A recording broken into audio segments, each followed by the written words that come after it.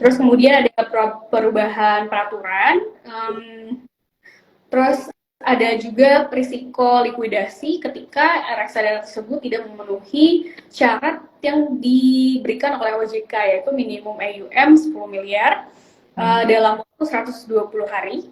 Kemudian ada juga resiko pembatasan kebijakan investasi gitu. Biasanya kebijakan investasi itu diatur oleh regulator. Jadi biasanya yang mengatur itu di Indonesia sendiri untuk reksadana adalah OJK gitu. Dan OJK itu pasti ada yang disebut dengan POJK.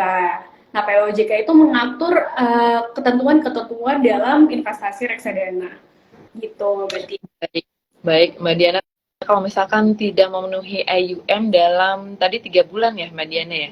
Di 120 hari sih ya. 120 hari. Oh oke, 4 bulan ya. Jadi kalau misalnya tidak memenuhi, kedepannya bagaimana sih Mbak? Misalkan nih kita udah invest, udah tertarik gitu ya, tapi ternyata tidak memenuhi AUM, gimana nih Mbak Diana? Oh, biasanya reksadana itu dilikuidasi, uangnya pasti akan dibalikin sih ke teman-teman sesuai dengan nilai investasinya gitu. Dikembalikan ya, jadi aman banget ya Mbak Diana ya. Jadi kalau Mungkin misalkan ada, uangnya nggak ada gitu, hilang kemana gitu, itu nggak nggak sih. mungkin ya Mbak Diana ya. Jadi Baik, ini kayak jangan ragu untuk investasi reksadana. ya bener banget. Ini kayaknya makin banyak ini apa namanya pertanyaan ya, apa mohon ditunggu teman-teman, pertanyaannya bagus-bagus banget. Nah, dari Alisa Nindya, kalau mau belajar investasi dulu bisa mulai dari ngapain ya, dan investasi apa yang cocok untuk pemula? Kayak tadi udah. Untuk belajar investasi itu sebenarnya bisa dilakukan dengan hal simple banget. Contohnya adalah nonton IG Live kita sekarang, Mbak. Itu bisa Ya, menjadi belajar investasi loh. sebagai masukan ini ya, masukan untuk apa berinvestasi ya, Mbak ini ya, Mbak Jadi Diana. nanti ada IG live lagi nih dari Prinsipal atau dari Dana Reksa, teman-teman jangan lupa untuk nonton ya. Terus mungkin bisa akses ilmu-ilmu yang gratis gitu dari lembaga-lembaga yang memang kredibel gitu. Contohnya seperti OJK itu kan biasanya mereka juga punya blog post, something like blog post gitu untuk edukasi terkait investasi gitu. Jadi banyak banget sumber-sumber informasi yang legit dan teman-teman bisa akses secara gratis untuk belajar investasi. Atau selain itu teman-teman juga bisa untuk meminta masukan atau pendapat dari ahli investasi. Jadi mungkin teman-teman bisa menghubungi BRI Dana Reksa atau mungkin prinsipal gitu CS-nya untuk tanya-tanya dan belajar tentang investasi itu sendiri gitu. Contohnya kayak gitu. Bisa dimulai dari hal kecil banget sih, dan pastinya teman-teman juga bisa coba dulu aja nih investasi beneran biar bisa lebih paham juga tentang investasi, dan dimulai dari modal yang rendah dulu gitu, jangan langsung banyak, terus di instrumen yang resikonya juga nggak begitu tinggi gitu, contohnya kayak coba dulu aja reksadana money market gitu. Baik. Yang money market itu soalnya yang resikonya paling rendah ya, Mbak Diana ya. Betul. Nah, ini ada pertanyaan dari Aldri Chenko, aset apa aja ya yang di dalam principal cash fund yang menyebabkan NAV agak fluktuatif dan terkadang turun? Silahkan Mbak Diana. Oke, jadi karena prinsipal cash fund ini kan dia reksadana money market ya. Instrumen apa? Otomatis dia sebagian besar itu di deposito atau obligasi di bawah 1 tahun gitu. Jadi kenapa tadi bisa menurun atau apa gitu, berfluktuasi. Nah tadi balik lagi sesuai sama yang udah sempat aku jelasin juga, karena ada faktor ekonomi yang menjadi penggerak dari NAB itu sendiri, contohnya suku bunga gitu, dan kebijakan lainnya kayak gitu sih. Nah itu yang bisa mempengaruhi kinerja reksadana money market. Jadi pengaruh banget ya kalau misalkan kebijakan pemerintah seperti Betul. kenaikan bunga dan lain itu pengaruh banget terhadap ini ya, apa namanya, reksadana juga ya. Baik. Betul sekali. Selanjutnya ada pertanyaan dari Indra98. Min, kira-kira untuk proporsional investasi tiap jenis reksadana itu berapa ya? Misalkan reksadana itu berapa persen, pendapatan tetap berapa persen, dan pasar uang berapa persen. Ini sepertinya pertanyaannya menyambung tadi ya, yang tadi kita obrolin ya Mbak Diana. Silakan Mbak Diana. Oke, jadi ini tergantung, aku bahas masing-masing fund ya. Kalau untuk money market sendiri itu kebijakan investasinya itu minimum 80% di money market atau deposito dan obligasi yang jatuh temponya di bawah 1 tahun. Kemudian sisanya 1-20% itu di instrumen lainnya seperti equity dan deposito, bonds gitu ya sisanya. Terus kemudian untuk reksadana pendapatan tetap itu 80% minimal, 80-100% itu di instrumen bonds, obligasi atau surat utang, baik corporate bonds maupun government bonds. Kemudian sisanya 1-20% itu di instrumen money market atau equity market. Itu untuk RDPT ya, atau reksadana fixed income atau pendapatan tetap. Terus kemudian ada reksadana campuran nih. Nah, kalau campuran ini itu masing-masing porsinya ada di sekitar 79% masing-masing itu di 1-79% ya masing-masing itu di instrumen baik equity market, obligasi atau money market gitu. Dan yang terakhir adalah reksadana saham. Di mana porsi alokasi asetnya sesuai dengan kebijakan investasi itu 80-100% itu di equity market atau di saham gitu ya. Sisanya itu Kayaknya di Mbak Diana dia Mas Indra ini nanya proporsional untuk investasi pribadi deh. Misalkan jadi kan tadi maksudnya berapa persen dari berapa persen ya kan? Misalkan RDPT. saham bagusnya berapa Oh, persen sih? Kenapa tetap berapa persen dan pasar uang berapa persen? Silakan Mbak Diana. oke. Ya udah berarti aku ulangin ya jawabannya, sorry nih Mas Ira, tapi nggak apa-apa. Silakan Mbak Diana. Lumayan ya, informasi buat teman-teman tentang kebijakan investasi masing-masing reksadana. Jadi kalau porsi investasinya sebenarnya tergantung profil risiko nih Oh Mas iya. Indra. Mas Indra profil risikonya apa dulu nih? Kalau misalnya profil risikonya agresif, berarti otomatis sebagian besar mungkin bisa di reksadana saham. Kemudian mungkin nggak lebih dari 30% sekitar itu di reksadana pendapatan tetap atau reksadana money market kayak gitu contohnya. Nah terus kalau misalnya reksadana kalau misalnya Mas Indra tuh profil resikonya masih konservatif gitu ya, lebih baik sebagian besar itu di instrumen yang resikonya juga rendah aja gitu. Misalnya 75% itu di reksadana money market dulu, mungkin 10% bisa di RDPT, 15%-nya bisa di saham atau di balance fund atau reksadana campuran gitu. Terus kalau misalnya ada profil resikonya, tadi aku tuh udah jelasin agresif, agresif moderat, konservatif moderat sama Tadi terakhir agresif ya. sama ini bukan moderat apa konservatif ya? Agresif sama konservatif. Tinggal yang moderat. Teman-teman kalau misalnya Mas Indra itu moderat, mungkin bisa sebagian besar di reksadana campuran, sisanya baru reksadana campuran atau DPT, sisanya baru di saham atau di market gitu. Baik, thank you Mbak Diana atas jawabannya. Semoga Indra udah ini ya, sudah menjawab ya Mas Indra. Baik, selanjutnya ini banyak banget pertanyaannya. Tadi berapa ya Mbak Tia?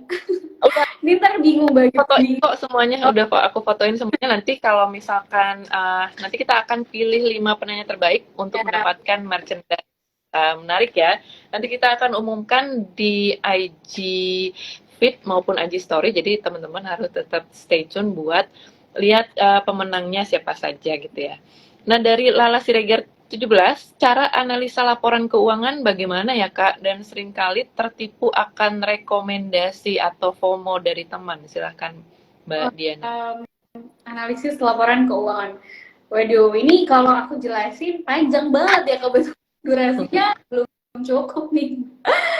Sebenarnya kalau misalnya Labcam itu, kalau misalnya Labcam tuh biasanya di saham sih, sebenarnya kayak kurang tepat kalau aku yang jawab nih. Mungkin nanti lainnya gitu yang memang mau membahas analisis saham gitu, itu bisa ditanyakan kembali ya tentang laporan keuangan. Terus tadi untuk menghindari FOMO ya Mbak Tia pertanyaannya. Gimana sih caranya? Ini penting kalau misalnya untuk menghindari FOMO, teman-teman stick sama plan yang udah teman-teman buat gitu dalam berinvestasi. Jadi ketika kita berinvestasi kan kita harus membuat analisisnya dulu gitu kan. Mungkin kalau misalnya reksadana nggak usah analisis yang ribet lah, cuman kayak profil resikonya apa, terus porsiinnya berapa persen di RDPT, RD saham atau RD money market gitu contohnya. Terus belinya tuh kapan, di harga berapa, di NAB-nya berapa gitu contohnya. Nah, teman-teman harus stick di situ, harus disiplin, dan jangan sampai teman-teman terpengaruh untuk berinvestasi di luar plan itu, kecuali teman-teman tuh melakukan riset ulang gitu, analisis ulang, dan mencocokkan itu dengan karakter teman-teman atau gaya teman-teman dalam berinvestasi gitu. Karena mungkin setelah lihat updatean teman, tapi analisis sendiri ulang lagi gitu. Nah kalau kayak gitu masih nggak apa-apa ya, karena balik lagi teman-teman udah analisis. Yang nggak boleh itu, yang nggak boleh cuman karena teman ngomong apa, ya udah ikut-ikutan gitu, nggak analisis lagi. Nah itu yang nggak boleh. Kalau misalnya mendengarkan teman dan kayak pengen ikutan, sebenarnya nggak apa-apa, tapi jangan lupa analisis ulang sendiri gitu. Jadi harus dianalisa ulang tetap ya, harus keputusannya juga keputusan sendiri, jangan karena itu teman, apalagi teman yang udah kena cuan itu ada apa namanya, potensi koreksi ya Mbak Diana. Betul. Malah jadi ini merugi. Nah ini ada pertanyaan dari Ibu Ita, apakah reksadana bisa buat kita jangka panjang, terutama kita yang mau dana pensiun, gimana ya Kak, cocok nggak untuk berinvestasi di reksadana?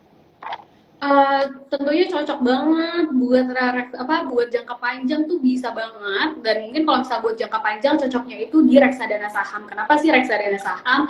Karena reksadana saham ini kan high risk ya, dan dia berfluktuasi gitu. Nah kalau misalnya teman-teman investasinya di long term horizon gitu, long time horizon yang cukup panjang, itu teman-teman jadi masih punya waktu untuk nunggu si reksadana saham ini untuk recover gitu. Jadi balik ke posisi positif dan bahkan menghasilkan cuan buat teman-teman. Jadi cocok banget, bisa banget buat jangka panjang, bahkan potensi imbal hasilnya juga cukup bisa dipertimbangkan gitu, cukup menarik. Baik, apalagi kalau misalkan ada yang namanya nabung saham aja udah menggiurkan ya, apalagi ini udah dikelola sama aset manajemen yang profesional ya.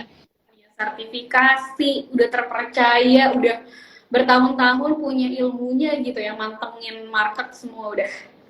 Pokoknya nggak perlu khawatir lagi. Baik, jadi teman-teman yang ingin pengen lihat produk-produknya Principal Asset Management, tinggal lihat di aplikasi Brights ya. Nah di situ ada mutual fund, tinggal klik Principal, ada 3 macam ini ya, 3 produk dari Principal Asset Management ya.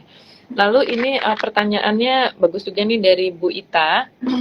Gimana sih cara investasi biar nggak selalu cut loss sih Kak, terutama jika aku panikan, apalagi kalau misalkan porto merah, apa cash of king bisa jadi sarana? Silahkan Mbak Diana.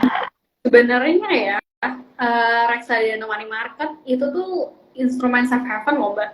Jadi dia tuh cenderung kebal sama kayak contohnya reksesi gitu, karena sebutannya ya itu safe haven. Kalau safe haven itu berarti dia volatilitasnya itu cukup terjaga ketika bahkan market tuh sedang dilanda banyak cobaan gitu ya istilahnya. Nah, itu tuh sebenarnya bisa di reksadana uang atau reksadana pendapatan tetap mungkin bisa jadi opsi, tapi sebenarnya preferable itu di reksadana money market gitu. Baik, thank you Mbak Diana. Semoga sudah menjawab ya Ibu siapa tadi namanya, mohon maaf, Ibu Ita. Oh baik, Bu Ita juga sudah ini ya. Terima kasih Kak. Baik, selanjutnya ada pertanyaan dari Marta. Tadi saya ngelihat dari Marta itu pertanyaannya bagus deh. Hai Kak, mau tanya, dengan kondisi ekonomi saat ini yang lagi tidak pasti, apalagi adanya ancaman resesi ya, apakah reksadana bisa dijadikan pilihan? Jika bisa, reksadana apa yang cocok? Thank you. Silahkan.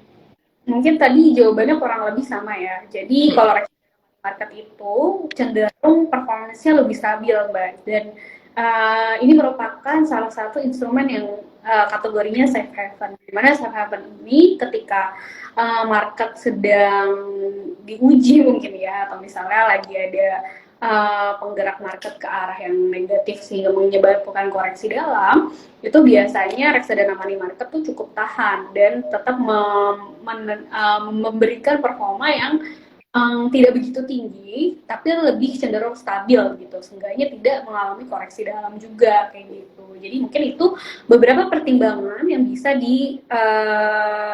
dipertimbangkan gitu. Baik, Mbak Diana. Semoga Dana bisa sudah menjawab ya untuk penjelasan dari Mbak Diana. Nah, ini kayaknya sama nih. Kak, aku masih punya utang, Kak, tapi mau investasi gimana dong? Gimana nih? Jadi kayaknya udah dijawab ya. Mbak Diana, silakan Diana buat teman-teman. Mungkin teman-teman masih bingung, ada pendapatan tapi mungkin ada cicilan seperti itu ya. Tapi pengen punya investasi dong, Mbak Diana. Silakan Mbak Diana. Iya, jadi sebenarnya tuh kalau baiknya, kalau misalnya kita punya utang, ya lunasi dulu utangnya, baru investasi, baru yang lain-lainnya gitu. Cuman tadi sih, seperti KPR tadi, itu kan biasanya cicilannya itu hingga belasan tahun ya, 20 tahun, tergantung teman-teman tuh ambil opsinya tuh yang berapa tahun gitu. Cuman kan sepertinya itu terlalu lama ya, kalau kita nunggu 20 tahun gitu, atau kayak 15 tahun baru investasi reksadana. Karena sebenarnya kalau berinvestasi itu semakin cepat kita mulai itu akan semakin lebih baik gitu. Nah, jadi kalau misalnya itu masih punya KPR, pastikan dulu kewajiban teman-teman tuh sudah dilaksanakan, bayar KPR-nya, cicilan bulan itu sudah dilunasi, kewajiban misalnya untuk bayar listrik, bayar makan gitu kan, atau untuk popok anak kayak gitu, itu udah harus pasti sudah terpenuhi dulu, baru boleh investasi. Mungkin sisihkan sekitar 5% aja, itu udah bagus banget gitu kalau teman-teman udah mulai investasi gitu. Dan investasinya juga bisa dimulai dengan reksadana yang sesuai dengan profil resiko teman-teman. Nah, tapi kalau misalnya utangnya gede banget gitu ya, sampai merusak cash flow contohnya, dan itu urgent banget untuk dilunasi dulu. Sepertinya teman-teman harus menunda investasinya nih, karena ada utang yang harus dibayar dulu gitu. Jangan sampai teman-teman maksain untuk investasi sehingga cash flow teman-teman tuh nggak jadi makin berantakan gitu, itu bahaya loh. Baik. Jadi kalau misalkan ada utang itu harus fokus dulu lunasi utangnya ya, sehingga ketika kalau sudah lunasi hutangnya baru kita fokus untuk berinvestasi ya, untuk mencapai goal tadi. Jadi memang ada quote kalau misalkan the best time of investing is 20 years ago, but the second best time of investing is right now. Jadi nggak ada kata telat untuk berinvestasi ya, Mbak Dian. Baik, karena waktu yang terbatas, mohon maaf nih sepertinya tidak bisa dibacakan semua ya. Tadi pertanyaannya banyak banget. Terima kasih banget Breeders dan Instant Blend yang sudah hadir pada acara hari ini. Terima kasih yang sudah bertanya.